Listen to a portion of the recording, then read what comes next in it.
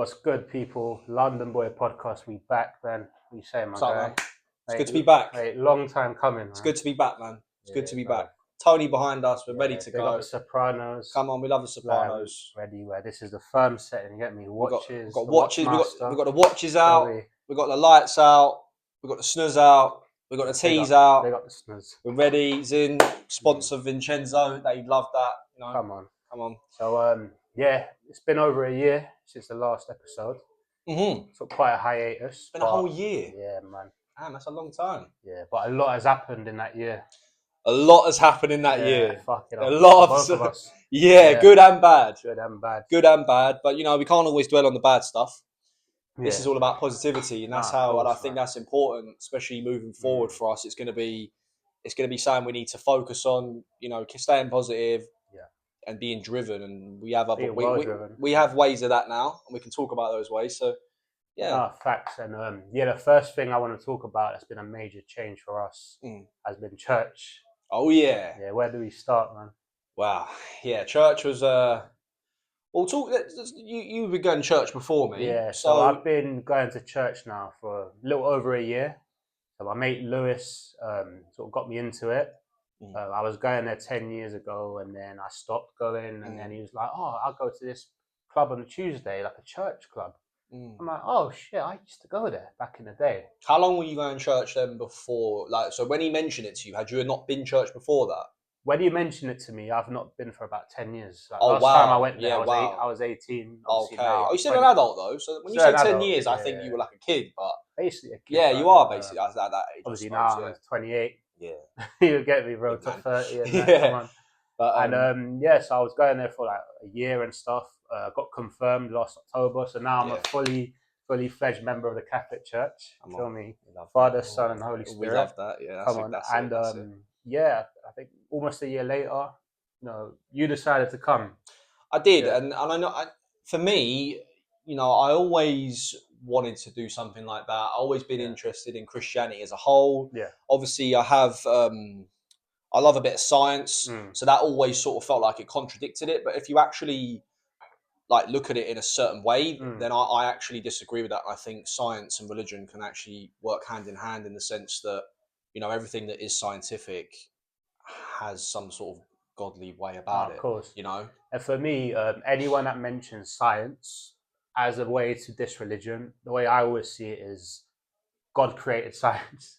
That's it, and that's the way you can do it. And I respect people's opinions on, some people just straight up don't believe in God and don't believe in Jesus, and that's fine. And I don't blame them. It's up to them. If they don't see it with their own eyes, they don't believe it. That's fine. That's up to them. But everyone's got their own journey, and I think personally, for me, it was a battle between those two. But then actually coming to church for the first time was a big deal, and I really enjoyed it. Yeah. I realised that the people in the community are lovely people. No, they are, honestly. And the church itself is great. And I didn't think, because before I went to church, I was actually in Mallorca for meant to be 3 months, turned out 4 days. Didn't go too well. Didn't like it too much. And then coming back, I felt like the church really, really helped me. Yeah, I was like, with that. You need saving, man. No, I need saving, man. Yeah, I needed saving. And it was one of the best things I'd done in recent times. And I don't regret it at all. I'd do it. I'd recommend anyone. Doesn't have to be that church, just to any church that's, talks about in a positive way. Obviously, not all churches are the same. Yeah. Father Julian did mention that before. Yeah, big up Father Julian. Yeah, we love Father Julian, man. Big up Father Julian. He's great. He's got a good heart. And he really does. He's a kind soul, and that's all this matters. That's really important. It's not all that matters, but it's really important. Yeah, and he's very accepting. He's very accepting. What background, what ideology you have. Because he started off as an Anglican priest, I believe. That's it. Yeah, he did. And then he converted to Catholicism. Well, they say the technical term is he got accepted into the faith. That's right. We've got a good mix of people in there. Now the sessions are like over 20 people, which is quite mad. Yeah, it does. Because when I first went with you, so how long have I been going now? 3 months? 4 months? 4 months. 4 months. And when I first went, there was about 5 people, including me and you.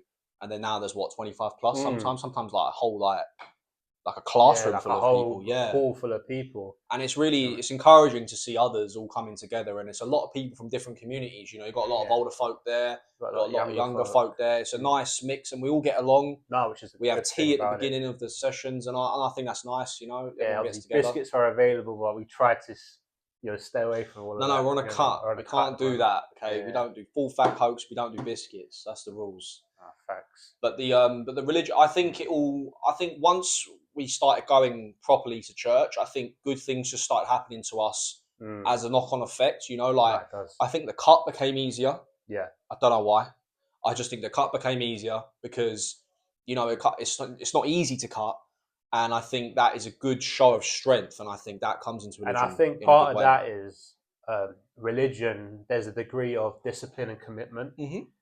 If you're committed to show up every week to go to church, you can easily commit to a diet, not a diet, but a change. It's a very good way of looking at it. That's a very good way of looking at it. And I didn't look at it like that, but no, that is very true. I think that does sort of prove it gives you, because I find I don't find commitment hard in things that I like to do. Yeah. And like the truth is, do I want to go to church every single Tuesday? Some days I don't really feel like it, but I go anyway because, and I haven't been every single. I think I've missed 2 sessions in the 4 months, right? Yeah.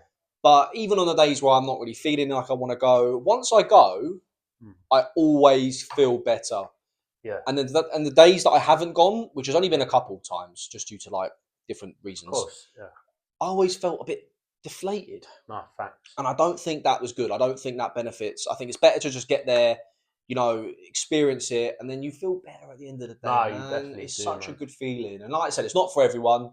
I totally agree. I totally think that's like that's a fair thing to say. It's not for everyone, and it's more about just trial and error, man. Trial and 100%. So tell me, since you've been going to church, what have you learned? What are the main 3 things you learned from going there? So I'd say the main. It's hard. I wouldn't be able to say like 3 specific things, but I could say whatever like, comes to your mind. Yeah, I'd just say like all the different sort of the saints and stuff like that. So understanding, like, I think recently, it wasn't the last session, but the session before, we were speaking about the 7 books, I believe it was. Yeah, in the Old Testament. Yeah, so we were learning a lot about that, and I was just reading a lot about the different types of Bibles that there are, and there's a lot of different stuff, and I quite like it. I quite like knowing about the different, you know, what's it called? It's gone out of my head, but like Old Testament, New Testament, and then seeing all the different saints have like different books. Am I right in saying that? They have different like verses, and that's the one. And I like hearing about all the different saints and all their different quotes and per se. I think it's great. And with the saints, there's literally modern day saints. I don't know if you remember John Paul II, the Pope. Yeah, he's now a saint. You know? Mental. See, it's called. He got canonized. Right. So, which happens that if you live a really, really good life like that, changing people's lives all over the world, you get canonized when you die.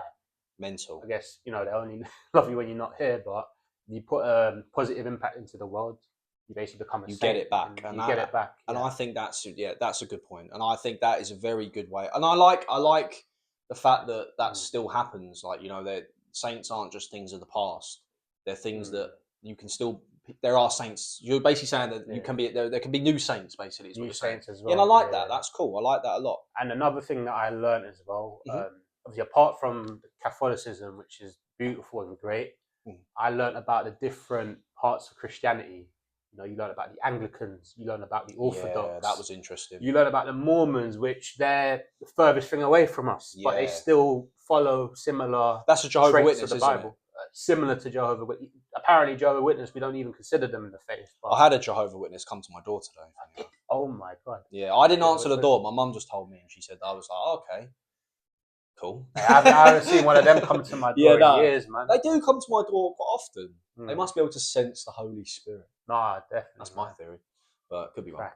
But no, it's I think it's all I accept it all. You know, I'm not gonna. You can't badmouth anyone in their own version of it. It's all Christianity, and I think it all comes under the same umbrella. And I think whichever you decide to follow, that be your path.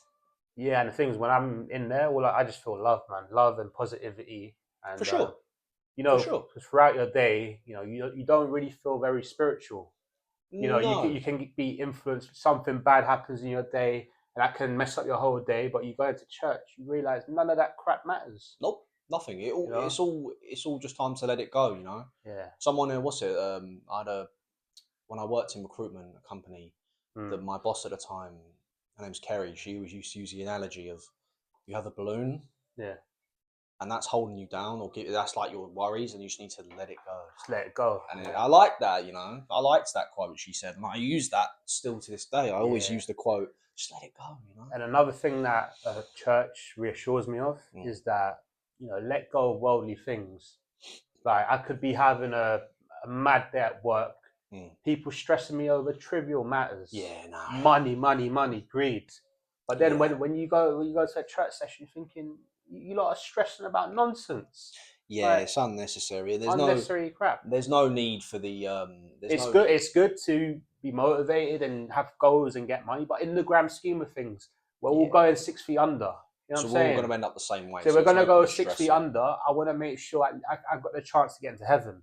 That's it. That's a great. Yeah, so you're not looking at the issues on earth. You're looking at it as a test. Yeah, it's all a test. It's level. It's a level. There's a higher calling, and I think faith and religion, it creates purpose. I like that a lot. Purpose and that's people, the sort of vibe that I think is important. I think more people should have that sort of, you know, mindset. It doesn't have to be with religion, but just in general, like just realize that we're on a ball of dust basically, and like, you know, the whole universe exists, and we're worrying about what's going on this specific ball of dust. Yeah, it's like you just reminded me, like when we drove to Harlow one time. I remember I said to you, I was like, mate, there was people driving on this road 100 years ago, and there'll be people driving on this road 100 years from now when we're long gone, and we'll be long forgotten. And we'll be. So who gives a shit? Like sometimes we go into the like we go to Harlow, we might walk around the see like the graveyard, right? Yeah. And then you see some of the graves there. Some of them people have died like 1840.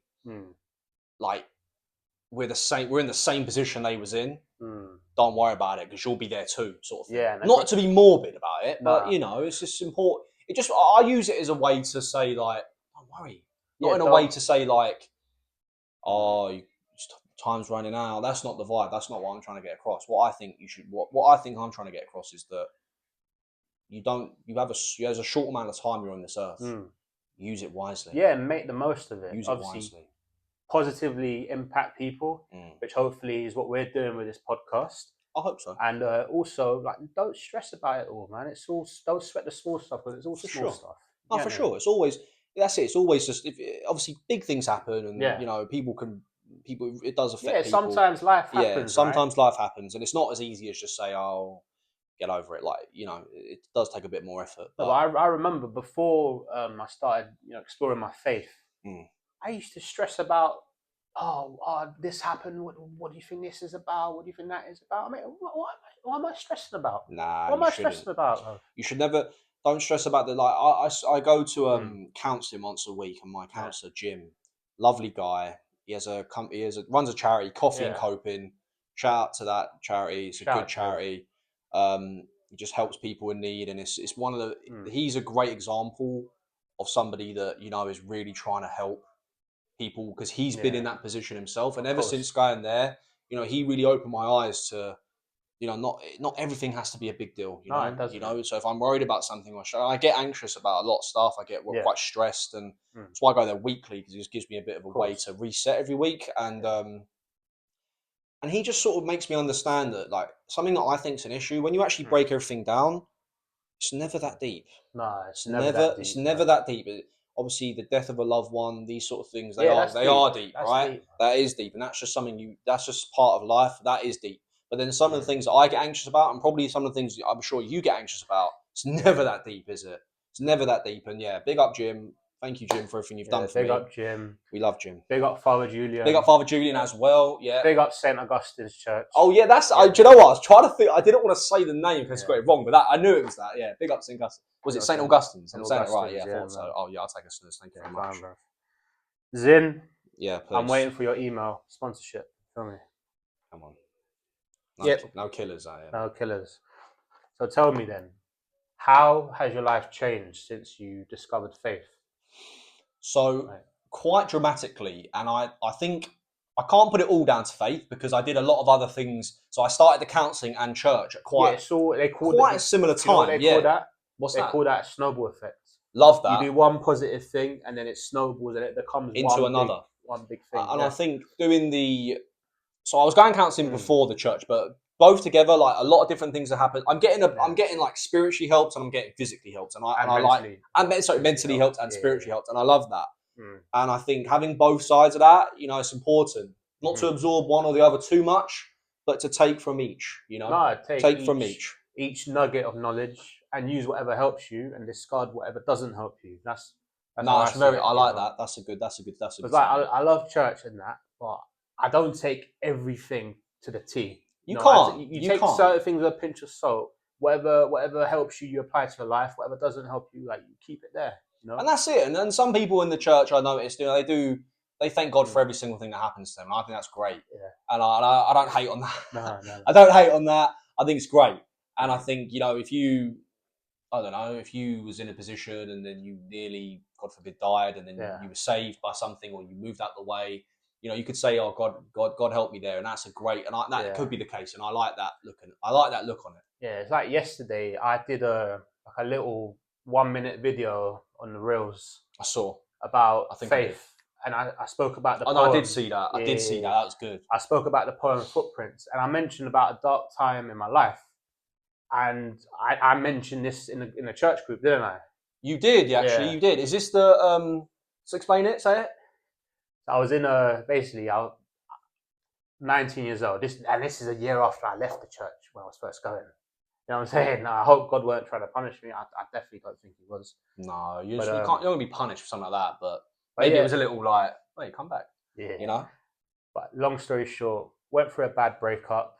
I was really depressed, and I was at the time, I was thinking about, I'm not even gonna say thinking about ending it. I was thinking about my life's got no purpose. I don't want to carry on. And there's no shame in that. No shame in that. There's no shame in that. I've been like that. I was done with sixth form, so I was at a point where I was exploring different universities. All of my friends are working. All of my friends are doing this, doing that, and I've just been dumped. And I was really depressed. Yeah, it's just and it just puts you down, it brings you down. And then you know what I said about the snowball effect? Yeah, that applies to negativity as well. 100. So I was in the car with my mate. I'm not going to mention his name, but it's all love with him. We went down a back road. The car flipped. And my head pissing out blood. And then luckily 3 guys that I knew from the area, they came, and I'd say they saved me, and they called the ambulance. And I was sent to the hospital in an ambulance, got stitched in, I had a big old bandage on my head. I remember you coming. You remember that? I remember you came to the gym and you showed me the scar on your head. Yeah, it was mad. I remember. It was a mad time. And I was on, have you heard of Cocodamol? Yeah. It's like a type of morphine. Yeah. Hey, I was on that for nearly a year, bro. Like pains. Really? That's really. It's an over-the-counter drug, but it's quite addictive. It's got codeine in it. It's prescribed though. You can get it prescribed, but you can actually. So I don't know. I think in Wales you can just buy it in a chemist, but it's one of the stronger. It's like a really, really strong paracetamol. Yeah, very effective. And then I talk about the snowball. That happened, and then a month later, my granddad died, and then all confidence that I've had up to that point in my life down the gutter. Like I couldn't have a normal conversation. I remember I was doing events throughout uni for like working part time and stuff. Mate, I had anxiety to the brim, riddled with anxiety. I could barely have a conversation with people. I was always fucking stuttering. It was bad. And I had to really build my way up, and I feel like God helped me through that. And that's it. And I like that a lot. That story, because what you just said there about you felt like you were struggling to talk to people and you were stuck. Man. I actually feel like I'm either coming out of that or in it or near the end of it. But I get what you're saying with that. I actually really get that. Like your confidence is so affected by negative stuff, by big incidences. But thank God that you come out of that all right. Thank God for that. And even just a bit about the accident, I could have easily died. No, honest to God, of course, honest to God. I thought when the car spun out, we're hitting a tree. That's done. The problem. It's done. Like, it's not about that. It's what you hit in the car, not the car crashing. That's the problem, you know. That's what I'm saying. So did you spin out and then just sort of? It spun out, and then I was like, "Shit." Did it roll? And then my mate full locked it to avoid the tree, and the car flipped 3 times. Did it flip or did it skid on its top? No, it flipped, and then it landed on my side, And then while it was flipping, my head was doing whiplash on the fucking ceiling. You know what I'm saying? And I bet you were so scared. yeah. Yeah. But you know what? You know what? The way I was feeling was there ain't no time to be scared. You know, if I'm gonna die, I'm gonna die. That's how I felt. That's how it is, and that in a crash, especially, your adrenaline is through the. I bet you didn't feel it. And you know, looking back at it, you know what God said to me? What? Oh, Vincenzo, you was feeling depressed. You say you didn't really want to live. No, of course you want to live. Let me give you another chance at life. Holy shit, that's a really, that's the message. That's the message I took from that. That's a good perspective. Man. I like that. No, that's a really good perspective because it's like a test. Like, if you want to die, really, you know, showed you what it's like to nearly die. What it's like. But obviously, I didn't go to much detail in a church group because I ain't trying to scare anyone or no, of course, anyone, no. You're not trying to cause any problems. But yeah, like, real life is real life, man, and that's a crash is. I had a motorbike crash in Cambridge. I was about 45 minutes from home, and I was riding the bike. I had my phone was on a stand, and I'd come down the road, and I saw a national speed limit sign, so I just pulled it back, and then as I look at the maps, there's a corner, but it's way too late. And I knew it was going to be too late, but I knew I was going to crash. I knew it was my first crash. I knew it was going to happen. And as I thought, because I was going around like a country lane, I thought if I just lean a little bit, I'll just topple over. Yeah. I front flipped off that bike, landed on my back. And as I landed on my back, I landed on my head first, but I was wearing a helmet and I was wearing all the gear. If you're going to ride a bike, wear all the gear. That is a piece of advice I was given at the beginning of the journey. And if I wasn't wearing the right gear, I would have been either brain dead or severely injured. So I'm very happy that I did. Thank God for the gear, bro. But that's it. Thank God. The protective gear specifically, not just any type of gear. But I front flipped over and landed on my head, and then landed on my back. But next to me, I don't know if anyone's ever seen these, but there's all these like plastic pipes sticking out of the ground in like in the countryside area. Yeah. And I landed about that far from it, and I thought that could have gone through me. And then I had to get back up, pick up the bike, and I had to ride home 45 minutes. Why injured? Yeah. My theory was that the bike was going to snap up, like the forks were going to snap. I'm going on the A10. I'm thinking, please, like, don't brake on me. It's dark as well. It was pitch black. And my light, it was a pretty banged up bike.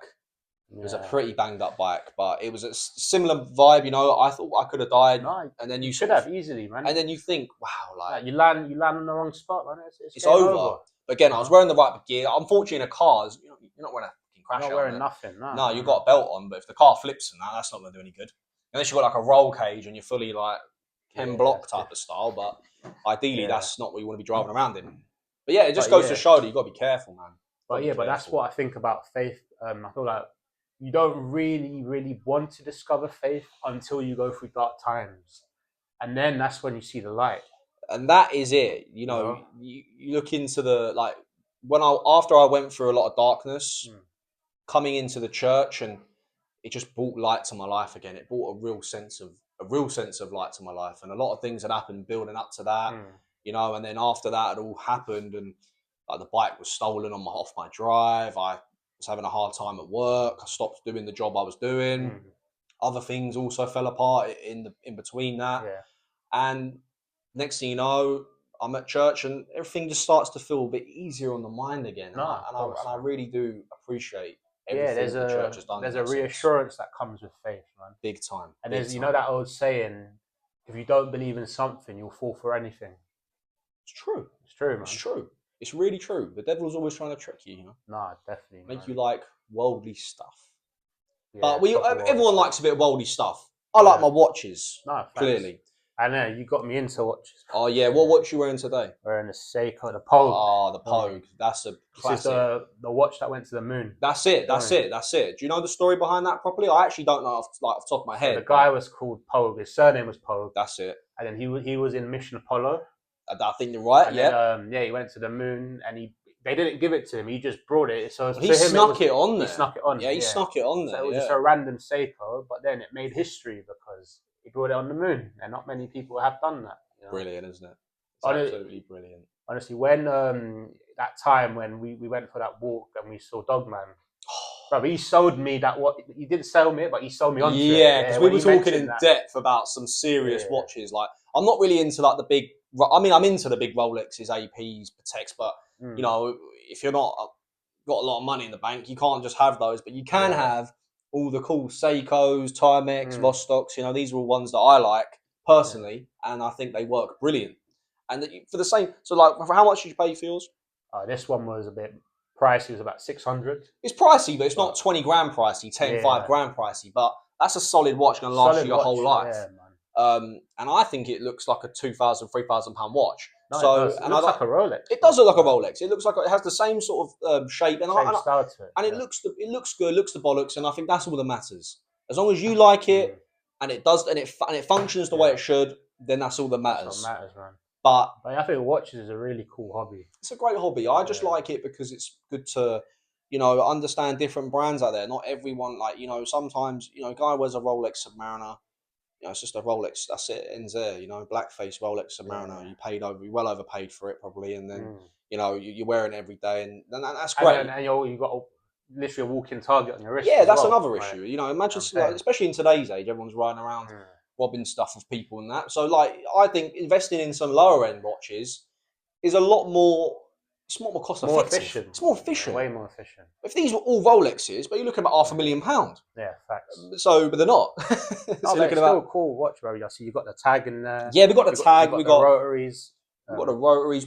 You put me onto rotaries. No, you got a nice rotary actually. Yeah. I don't know if you can put like a little clip of it, like a little screenshot in the video when you've edited it, but that'd be cool if you can.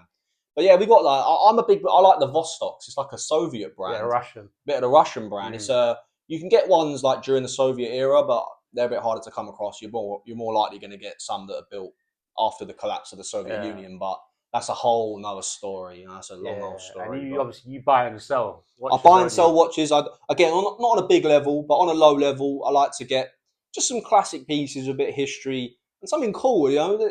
Every watch is unique. I've been seeing a lot of watches recently, like a lot of Seikos actually having.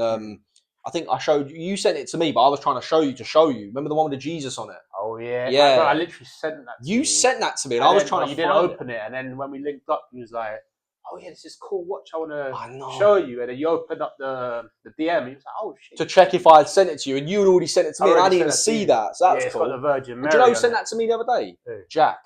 He went, "Oh, this is a cool watch." I was like, "Mate, I know that watch." Yeah.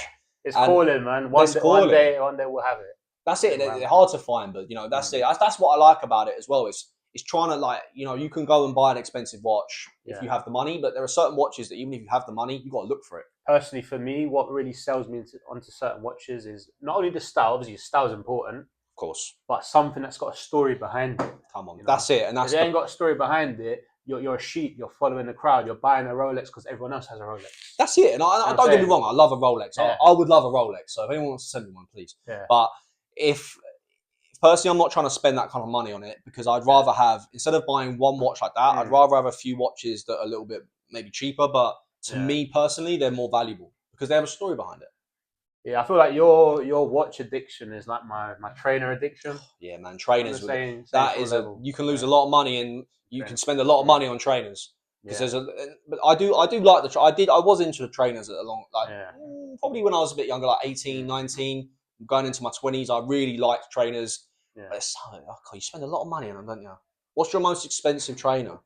I already know the answer. You put me on the spot. What's your most expensive trainer? So I bought the original Travis Scott Nike Air Jordan 1 Mochas. Bruv. Like anyone, I ain't even gonna say the price, but anyone wants to search that up and tell me how much that is. And a few zeros on there. Few zeros on there, but I don't regret buying it only because it holds its value. That's it. And like one of my friends. Don't get me wrong, I've not worn them. No, I ain't worn them. No, don't wear them. No. I've bought cheaper Travis Scotts to wear. Smart. I bought the all black ones and I wore the Jumpman Jacks, which are more like the athletic ones. And that's clever because then you're preserving the price, you're preserving the value of it. And then I'm observing the value of the main one, which is the Mochas. The Holy Grail. The Holy Grail worth nearly $2,000, bro. Right? $2,000. Obviously, I didn't spend $2,000, but this is what the price has got fluctuated. Okay, so it changes. I forget it does chop and change. That is crazy numbers. It's mad. But everyone's got some people spend a lot of money on. Like my dad used to buy Toby jugs. You ever heard of Toby jugs? No, what's that? They're like an antique item. They're like little jugs with like faces on them. Man, he had like a whole collection of them. Some of them are like 50, 40, 30 quid. But he had so many of them. I thought, wow, that's like a lot of money on the Yeah. table. But it's his hobby, you know. He enjoyed it, course. so I'm not gonna shit on it. Yeah, that Bit was of a weird hobby, but you know, it's up to him. yeah, that was like me with the comic books. And that is great because Like, they're popular at the moment. Comics in Yeah. general, very popular. like from the age of 9, my cousin Giovanni, big up him. He's listening. He lives in Germany now. He used to be an artist. Nice. So he used to draw like comic books, and then he Oh, put me that on. is cool. He put me onto Spider-Man as a kid. I had the Spider-Man costume, Classic. and then I started collecting comics. And then when I managed to get a little bit of money, I started buying graphic novels. Yeah, my brother's really into that. Yeah, I really into that. And then yeah, at one point I had so many graphic novels that I had a little side business buying and selling, similar to what you're doing. It's cool, isn't it? When you get you get like a niche hobby, and you can actually turn that into some sort of money making, even if it doesn't give you necessarily a profit, it actually pays for the hobby. Oh, it does. Which is because I don't really make much money. It funds the addiction because I always say like I don't really make like money to go and spend on things from selling watches. I just use that money to then buy more. And then in turn, I guess it does increase the value of the collection, but I'm not looking to really like make loads of money from it. I'm just looking to fund it so I can keep doing it. So you're not out of pocket when you're buying new stuff. You're just letting it pay for itself. Maybe at the start I was, but over time that just sort of evened itself out. Evens itself out. And like I said, nothing's made. I don't spend like, I think the most I spent on an individual watch like £100. But I personally like a deal, so I will only get a deal. I don't like to spend money on a watch. I wouldn't want to spend too much money on it. I want to get a great deal. That's like the buzz I get. Some people different. You know, you don't mind. If you like it, you're going to spend the money on it. That's great. I get a buzz out of the actual buying it. Sometimes I like the whole process of buying it. I get it. I don't even want it anymore. I just like buying it. Oh, facts. Which is a little bit, you know, not ideal. But talking about hobbies, we've got a new little hobby now that we're doing. Oh, yeah. Like writing music. You get me? It is such... Writing, producing. It's pretty mad. And it wasn't even like we said, oh, let's get into this. It just happened like that. You know what? It started as like a piss about. Proper mess around. Piss about, yeah. And we didn't even, we used to just like, because the app's called Suno. Suno AI. That's it. Great app. Suno, I'm waiting for my check. Producer over it. But I think we started off, what was it? Just writing descriptions. We just writing descriptions. Oh, make a song about this. Yeah, about this situation. Like we didn't write any lyrics or anything like that. It just made up the lyrics on itself. And then Suno would make like a funny thing, and we were doing that for like a whole month. Yeah, we did that for a while. And then I remember one time he was like, "Oh yeah, I've got this rap that I wrote about a good 6-7 years ago. Yeah, on my notes. On your notes." And I was like, "Shit," because I weren't sure if we could do the lyric thing on there, but then there was a section for it. Oh shit, let's do it. So we whacked that onto the app. Changed the game. It changed the game. Obviously, changed the game. I'm thinking, shit, it's spitting the lyrics. Like lyrics that I've written, and it actually said it in the way that it was written. That was meant to be so said. It come out mental. And then at the same time, you can produce it. You could put, oh, I want to make this song a garage song, or I want to make it a reggae song or a rap song. And I think we tried a few genres, and we were like, I was like, nah, man, this needs a hook. That's it. And then we got into the whole process of writing music and the chorus. Because at first we were just sort of doing just a big section of lyrics, and then we actually spacing out chorus, verse 1, verse 2, verse 3, outro, intro, and it just gets better and better. I think you're actually taking it to another level, mate. So now, tell me off the top of your head, how many tunes have you written? You reckon? Oh.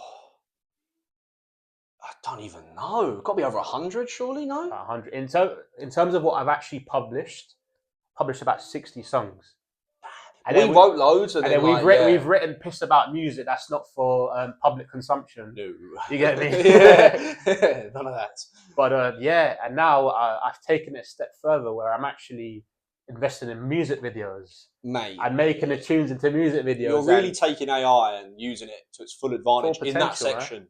Yeah, I'm gonna squeeze the life out of that shit, bro. And some people don't. So a lot of people are a bit, they're not really too keen on the AI music industry side of things because saying it takes away like the human connection. And I get that, but it's not gonna. In my opinion, it's never gonna just like take over. It's gonna be like a genre of music. Yeah, it's not gonna be a. And also at the same time, they say AI, but if you're a shit writer, you're a shit writer. You gotta have some creative talents to even write it and think of the ideas and think of what you're going to put, the message you're going to relay to it. course. You know, It'd be a lot. Don't get me wrong. It'd be much better if we could have a real, genuine rapper rap the lyrics or sing the lyrics. But I'll be on going studio one day, that'd be cool. recreating the songs and actually putting. Well, my brother's own been voice on making it. beats Oh, yeah, recently. pretty sick. Really Yeah. good beats. He's taking samples from other songs and actually putting them together and then making like a real like old school like gangster rap beats. Yeah. Some of them are really, really good. He doesn't like the AI music, so he won't allow me to put any AI rap over that. But No. I rate the beats, and Oh, I think sick. and I think that's a great way. It shows that there's, you know, you can do it if you want to do it. And I think it's more accessible now. You know, back in then, everyone probably thought to make music, you need like thousands of pounds worth of equipment. I mean, I'm not being funny. You have a nice iPhone now, but you were using an Android, like 25-year-old Android. I was using some shitty, bruv, Google Pixel 4, bruv. Disgusting. That came out, what, 2011, 2012? No, dead. Cracked screen, the Dead. back was shattered. Dead. And I was still making bangers. That's what I'm saying. get You don't me? need any. You don't need big money to make it. You just need. But now, iPhone. I got a good piece of tech. How like, do you feel good about piece the of kit, iPhone? man. You know what? Like, How long you had it for, first of all? I've had it about 3 days now. So it's not very long. But in the Not 3 very days, long. what are you thinking of it? I was like, bro, like, because I remember you were slating me for a good old while. You was like, yeah, Android boy. You need to get iPhone. I was like, nah, bro, you're being. The reason I said that, I was like, no, you know what's going through my mind. Go on. I was like, you lot that bang the iPhone. You're following everyone else, bro. No, that's it, and I get that. You lot probably took the vaccines. That's what I was thinking. No facts. You're not wrong there. But I think the reason I said to you get an iPhone was because what you do specifically. Like you go gym, take a picture in the mirror, looking big, little workout videos and that podcast stuff. Just makes sense for you, man. If you were taking pictures of bugs and like leaves on trees, crack on with your Android, mate. But I don't personally think that's going to work for what you want. And now you've had an iPhone 3 days, but you look happier, look stronger, fitter. You know, everything's just improving. So yeah, big up your iPhone. Yeah. What one did you get? 16. 16 Pro Max. Yeah, smart, because you don't want to get the big one. Because my mate bought the 17. I was like, bruv, the shit. Do you know what it reminds me of? What? You know the iPhone 5C with the plasticky. Oh, I had that. The plastically. I had the blue one. Coloured. Yeah, man. I had the blue one of that. And everyone took the piss at school, and I was the only one with it. Yeah. But mate, I paid so much less for it. Well, I didn't pay for it. I was a young kid, but it was so much cheaper. But did the exact same thing. And it felt a bit more sturdy. Yeah, I felt like if I dropped it, it wasn't going to shatter into a million pieces. No, but I've taken a page out of your book. If I'm going to buy a new phone, this shit better last me 5-6 years. That's it. I like to get the newest phone. I mean, you didn't get the newest, but you basically did. It's a year old. You basically did get the newest. So if you get like one of the top newer ones, you keep that for like 6 years. Yeah. Like I'm on the iPhone 12. You bought that? That was the COVID phone, wasn't it? I bought that brand new, and I've still got it now. Don't get me wrong. It's got issues, but it does the job. And I like it for what it is. Facts. And we talk about music. We're playing the tunes in the background. You're going to turn it up a little bit. Yeah, that was the most profanity I've ever heard in a song. That's not how they all sound, but that is a great one. And we writ that one together. We did. Yeah, we writ that one together. that was interesting timing. But I love that one. Yeah, nice. Because I like the way I like the flow. Yeah. But there are some really good ones on here. We got some great ones. We writ it all punchlines and all. Yeah, that's it. We've got funny stuff in there. Some of it's like funny, serious. No, I quite like writing the actual songs rather than the. I don't know why. I just think this personally, I just prefer that. But because the rap this takes a lot of time. Takes a long time. You got to write. Like, you write a lot of lyrics, man. I write a lot of rap. You're just like tapping it all out, and I think that's great. Like, it does. It looks good. It sort of works. But man, the music stuff's great, and I think what you said earlier about going to the studio and that, I'll be well on that. Yeah, trust me. Man. I think it'd be good fun. I think it's a good way to just try something new. Nah, definitely. Try something new. You know, my cousin, she does music. Willow. She's doing quite well. She's doing quite well. Yeah. We don't speak too much, but I do see her on the socials and that. She's smashing it. You know, and she wouldn't have been smashing it if she hadn't put the effort in. So, yeah, fair play to her. Really doing well in the music industry, and that shows you. Maybe it's in my DNA. Yeah. Yeah, that's it. That's in my DNA. That's what I'm going to say anyway. I'll be the next Jay-Z. Well, maybe not Jay-Z, but you know, maybe some other. Who's a good producer that you know? Any good producers? Oh, wicked producer. That's a great choice, actually. A lot of his songs. He's great on the piano because I was trying to learn the piano for a while. Yeah, you didn't write, but he produced Still Dre. He did. He did it. I didn't realize how involved he is in some of these songs. Didn't he do like? He wrote a lot of the Chris Brown bangers. Did a couple 50 Cent. Did a Candy Shop. Yeah, did he do that? That's my favourite. Okay, no, I didn't know that. So he's great. And he's made a serious fortune. Yeah, Go to show it pays off. And he's not even rapping; he's writing and producing. He's unreal talent, though. That's unreal talent. The way he's moving on the keyboard, it's unreal. And he was one of the reasons I bought. Oh, I was given a keyboard for my birthday. Oh, for real. And yeah, I tried to learn a few songs. I played a few bits on there, but the way he's doing it, it's just too good. Like, he's got the skill for it, and I just think that's a talent. So fair play. Fair play to him, man. Fair play to him. And yeah, so the whole London Boy podcast. Well, when I made this podcast during COVID. It was just a crazy idea, and I didn't have a mic. I was using an old laptop. Yeah. If you go on the first ever episode about financial freedom, bro, I'm using a Lenovo fucking built-in mic, and the sound quality is horrible. Yeah, it wasn't terrible. It wasn't terrible. It was a bit mad. I think the visual was probably only because you were using the camera on the Mac. No, even before that, I was just using the logo, and you're talking over it. I don't know if you've seen. But how did you record it? So I used to go on Zoom with the guests, no way, and then do it over Zoom. Okay, COVID and that, like that's it. No, that's it. That's actually clever because you couldn't during COVID you couldn't meet up, so you had no choice. Yeah, but I don't even think I had the confidence to do the visual. And then when I gained the confidence, I was doing audio only. I was doing audio only, yeah, with a shit quality. And then slowly I bought a mic, audio with the mic, which was a big step up. And then after that, it was visuals. I was doing like the Skype, but the Skype was mainly with people like big up Uncle Rob, like Brandon Carter's brother. Yeah, okay, I remember you were doing that because he's in Vegas, isn't it? So I was doing England to Vegas connection. Yeah. Check out the episode if you haven't seen it. And then also Trillstein, the guy that was on Fresh and Fit. Yeah. And then I started doing in real life videos, like the ones that we've done. The ones that we've done another together. level, man. You took it from one for another. But even the real life ones, I was using the MacBook camera, which was ain't shit, but it wasn't the best quality. Shit. It was just more because it's not made for that. It's not made for that, but at the same time, you take gradual steps. Of course. But why I mentioned the whole podcast is that when I started it, I was big on improving your health, mental health, your wealth, spirituality, and happiness. And I feel like we're slowly getting there. That's it. But let's talk about the health, man. We've been on this cut since January, bro. Like, yeah, we're really getting there. It's been like, have we cheated on the diet during that time frame? We have. Absolutely, we have. And it can slow it down, but I'm not trying to cut too quick. At the moment, I'm trying to lock in a bit more, just because Jack, he wants to do this photo shoot thing. Excuse me, at one of the gyms.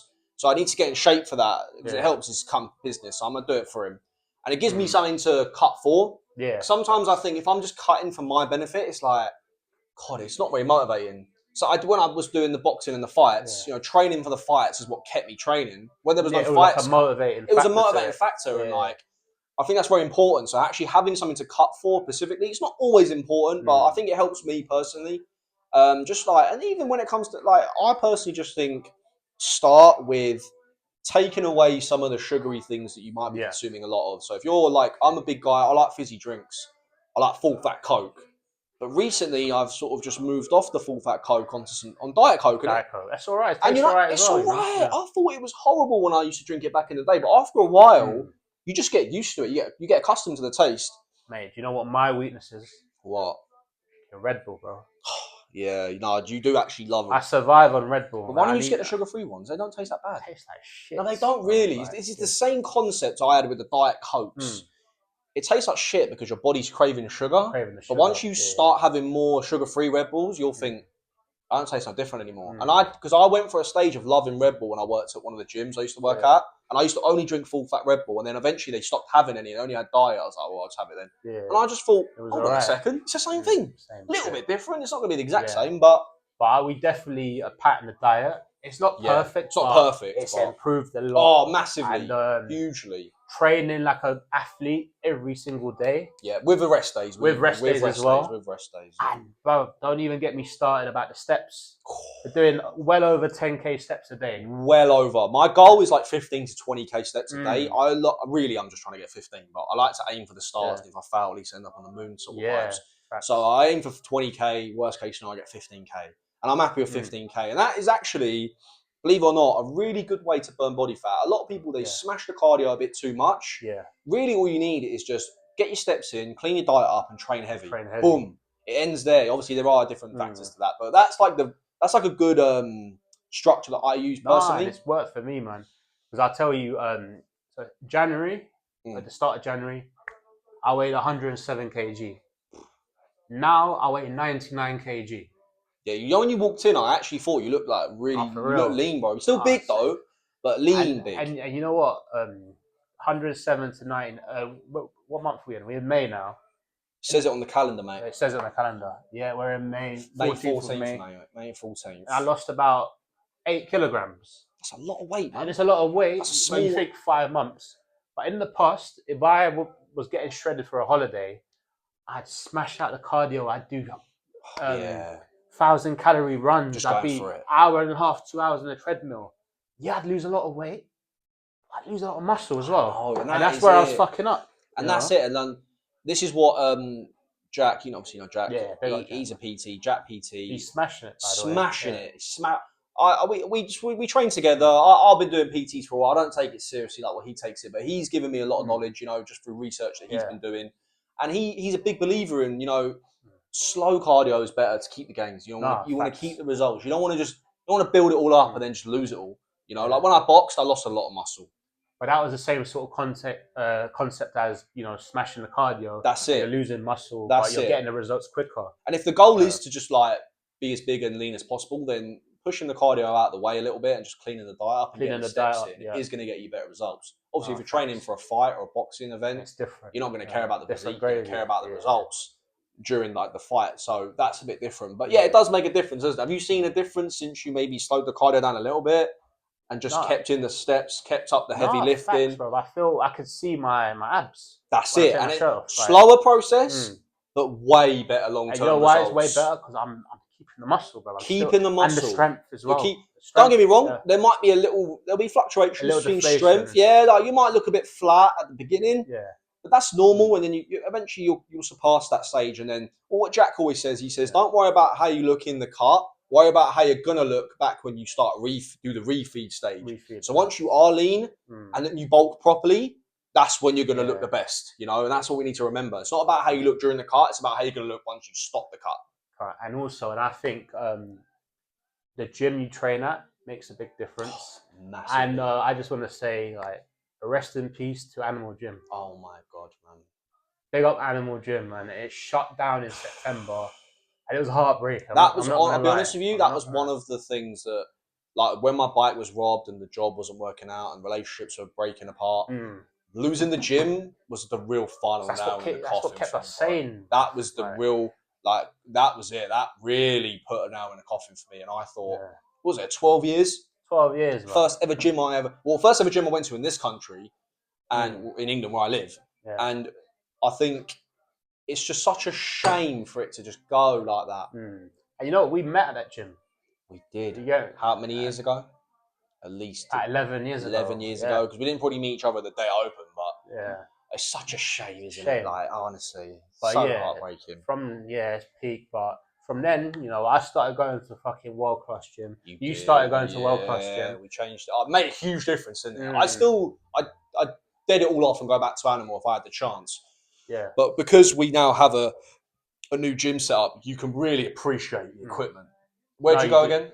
Norton's. Yeah, wicked gym. And you go to Body Factory. You got Body Factory at Enfield, Body Factory Harlow. I personally trained at the Harlow one. I wasn't too keen at the start.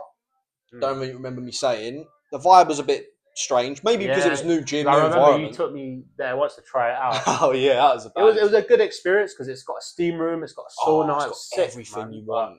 In terms of the actual crowd, it can be a little. It was a bit mad at the start. There's a lot of people there. You know, there's a lot of different people. We're not reckoning. But after a while, you get so used to it, and do you know what? I love it now. I was there today. I said to Jack, I said, man, I love this gym, and it really shows. If you just stick to something, you can get accustomed to it. You know, you get comfortable with it. And you know what's mad? Like, the equipment in both gyms are world class. Proper. And you know what? In Animal, in terms of like physiques and strength, I felt like I was like bottom 20 in terms of like the pecking order. Bro, I've been Norton's, bro. no offense to anyone, but it's full of roid heads. Big time. So I'm probably top 17 if you're talking That's physiques. it. I mean, But I ain't saying it in a compare yourself way. I'm saying it now. I'm surrounded with testosterone around me. it's a really important thing, that. And don't get me wrong, fit women as well. I feel like naturally my testosterone levels have risen. Like You you're in get me? prison sort of vibe. They like, raised, yeah. And that's it. And I think same thing you said. You know, at Animal Gym, there wasn't many people crowd, to. man. It wasn't many people to like aspire to be. Yeah. You know, because you'd already reached a peak. You know, people that were You big, see lovely people in there and that. Good friendships. great people. Yeah. Owners were great. Staff were great. Yeah. The gym facility, for what it was, man, you were paying like £20 a month, £5 day pass. Yeah. You know, it's £20 day pass at some of these gyms now. Mm. So for the value, it was amazing. It used to be much bigger, obviously, at one point. It did downsize, which was a shame. But, you know, prior to that, even after it downsized, the price made it worth it. And more just the history, history behind it. And I think changing gym, what you said earlier about being around, like, not necessarily roid heads, but big man, right? Big man, yeah. Being around bigger guys, big individuals, and, you know, the others. And it makes it Fit birds with that's it. Yeah. It just encourages you, man. It encourages you to train hard. It makes you think, I want to look like this. I want to look like that. And then you get advice from these other people. That's a great environment, man. It's a great environment. Definitely. So I think where you train, it definitely plays a big part in it. Huge part. Having access to equippment's one thing, but being around other influential people to aspire to be. Yeah, and we literally, obviously I'm not on the whole idol worship, celebrity shit. No. But we're meeting like fucking popular influencers in there, celebrities man. and all you that. got some stuff. Who have you got at yours? You got any celebrities at your gym? Chunks. Okay. I saw him today as well. That's cool. See, that's like he's your basically your mate. Yeah, Darkest Man. That's cool. I don't think there's anyone at my gym specifically that's Pete, like. Bro. Okay. And you saw him when he was on tiny followers, bro. Yeah, Pete. Big up Pete. Bodybuilder guy. I think his Instagram name is 1 Unit. Yeah. He's not Roy, he's Unit. He's a unit, man. Great guy, he gives you great information. You know, he's very knowledgeable. And he did a video with Larry Wills recently. He did a video in Body Factory, not in my one, in the one in Enfield. Yeah. That's the OG Body Factory. Yeah, he did a video with Larry Wills. Yeah, big up Pete, big up Larry Wills. It's those kind of guys where it really inspires you and think, whoa, that's how big you can get. Yeah. Obviously, you know, it take a long time. And not everyone wants to be like that. I personally wouldn't want to be that big, but I think it's great to have that around to inspire. When I started in Animal, I was looking at all the Brandon Carters, the Elliot Hoses, the Chris Jones. This is proper. That is like OG. That was OG, but that was on a YouTube video. Now I feel like this is back in the day, but in real life. You're really seeing them in real life. And that's what happens when you train at big gyms. You do end up seeing like kind of these kind of guys like Larry Wills, Pete. Yeah. These guys do come into the equation. I think it's great. Yeah, I've seen Pete at Norton's a few times as well. He travels around, I think. Travels around. But he's a big guy, man. He's a big guy. Loves motorbikes as well. He got me right into the motorbikes actually. He helped me out a lot when I crashed. When I crashed and I flipped, he's the first person I messaged when I got home. Because I was like, Pete, what have I done to my bike? Like, there's liquid coming out of it, sort of thing. And he helped me with that. So thank you for that. They got Pete, man. But no, I think the gym stuff is fitness as a whole. It's really important for the mental health. I think it comes hand in hand with your overall health, dieting, and I think it comes in. I think it comes into religion, into Christianity, because I don't. Correct me if I'm wrong, but God tells you to look after your body. Father Julian mentioned it. He did, didn't he? I knew he did. He said, God only gave you one body, so it's your job to keep it in tip-top form. And I took that to heart. And he said as well that you don't see any fat priests. You don't see any fat priests, man. You actually don't. Yeah. No offense to anyone that's fat, but that's basically what they're saying. Yeah. But it's true. You don't see any out of shape. You don't see any guys who like. I think there's quite a famous priest. He's like 6'6". Like he's I always see him on like he always stands on a stage and he talks like he's quite popular. Yeah. Unit clearly trains in the gym, and I don't think he looked like that at the start either. I think he ended up becoming like that, but he was quite skinny at the beginning, I think. But just goes to show that I see it as the same. I see it all the same thing. I think. You think he takes the holy juice? It's not impossible. No. It's not. Do you know what it is though? Because he's such a big guy. I Yeah. think that when you see someone who's like 6'5", like Lucas, Yeah, 6'5".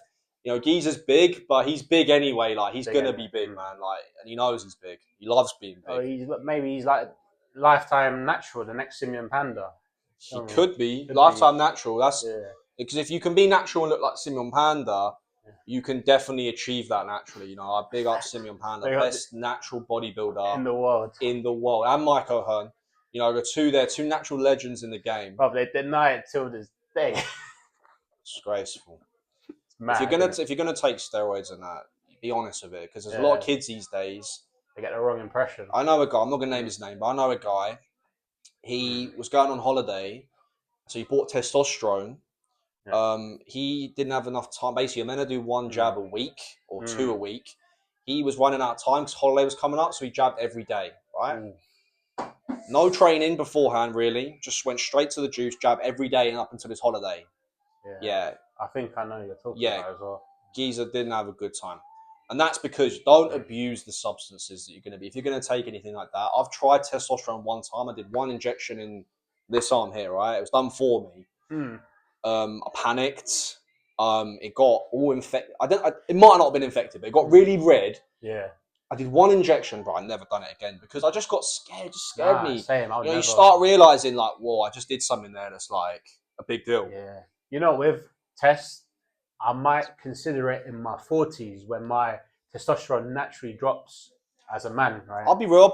I think that's a really good way of looking at it. But as long as we're in our prime, a man's prime is between the ages of 21 to 40. I ain't touching that shit, bro.